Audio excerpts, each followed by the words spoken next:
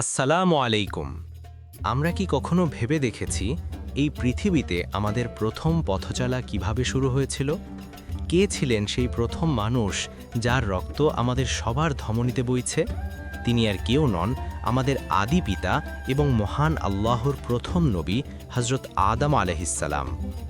আজ আমরা জানব তার সৃষ্টি, জান্নাতে তার বসবাস এবং এই পৃথিবীতে তার আগমনের সেই রোমাঞ্চকর ও শিক্ষণীয় কাহিনী। আল্লাহ তাআলা যখন সিদ্ধান্ত নিলেন পৃথিবীতে তার প্রতিনিধি বা খালিসা পাঠাবেন, তখন তিনি ফেরেশতাদের উদ্দেশ্যে বললেন, আমি পৃথিবীতে প্রতিনিধি সৃষ্টি করতে যাচ্ছি। সূরা বাকারা ৩০ নম্বর আয়াত। ফেরেশতারা তখন বিনীতভাবে জানতে চাইলেন, আল্লাহ কি এমন কাউকে সৃষ্টি করবেন যারা পৃথিবীতে রক্তপাত বা বিশৃঙ্খলা করবে? আল্লাহ উত্তর দিলেন, নিশ্চয়ই আমি যা জানি তোমরা তা জানো না। এরপর আল্লাহর নির্দেশে পৃথিবীর বিভিন্ন প্রান্ত থেকে বিভিন্ন রঙের মাটি সংগ্রহ করা হলো। এই কারণেই মানুষের গায়ের রঙে এত বৈচিত্র্য।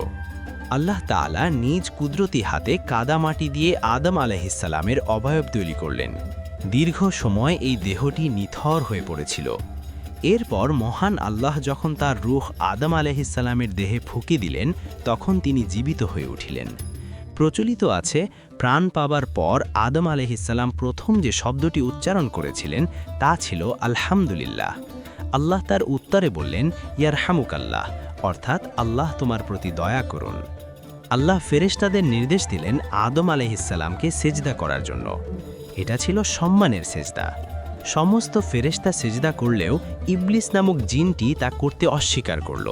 সে দম্ভ ভরে বলল, আমি আগুনের তৈরি আর আদম মাটির তৈরি, আমি কেন তাকে সেজদা করব?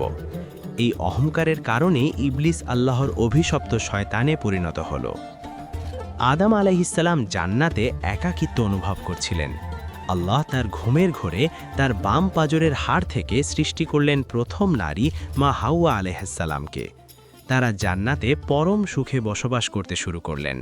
আল্লাহ তাদের জন্য জান্নাতের সব নেয়ামত উন্মুক্ত করে দিলেন, শুধু একটি নির্দিষ্ট গাছের ফল খেতে নিষেধ করলেন। ইবলিস শয়তান আদম ও হাওয়া আলাইহিসসালামকে প্ররোচিত করতে শুরু করল। সে মিথ্যা কসম খেয়ে বলল, এই ফল খেলে তারা অমর হয়ে যাবে। শয়তানের প্রলোভনে পড়ে তারা সেই ফলটি খেয়ে ফেললেন। সাথে সাথেই তাদের জান্নাতি পোশাক খুলে গেল এবং তারা অনুতপ্ত হলেন।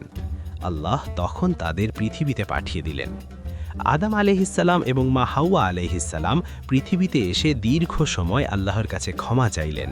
তাদের সেই দোয়াটি ছিল, রব্বানা যালামনা আনফুসানা ওয়া ইল্লাম তাগফির লানা ওয়া তারহামনা লানাকুনান্না মিনাল খাসিরিন। পৃথিবীতে তাদের শুরু হলো নতুন জীবন। আদম আলাইহিসসালাম ছিলেন প্রথম নবী। তিনি তার সন্তানদের আল্লাহর ইবাদত এবং সঠিক পথে চলার শিক্ষা দিতেন। তার মাধ্যমেই পৃথিবীতে মানব সভ্যতার বিস্তার শুরু হয়। তিনি ছিলেন ধৈর্য এবং তওবার মূর্ত প্রতীক। হযরত আদম আলাইহিসসালামের কাহিনী আমাদের শেখায় যে মানুষ হিসাবে আমরা ভুল করতে পারি, কিন্তু শ্রেষ্ঠ মানুষ সেই যে ভুলের পর আল্লাহর কাছে ক্ষমা চায়। অহংকার ইবলিসকে ধ্বংস করেছে আর বিনয় আদম আলাইহিসসালামকে আল্লাহর প্রিয় বানিয়েছে। ভিডিওটি ভালো লাগলে লাইক দিন এবং এমন আরও নবী রাসূলদের জীবনী জানতে আমাদের চ্যানেলটি সাবস্ক্রাইব করে রাখুন। আজ এ পর্যন্তই।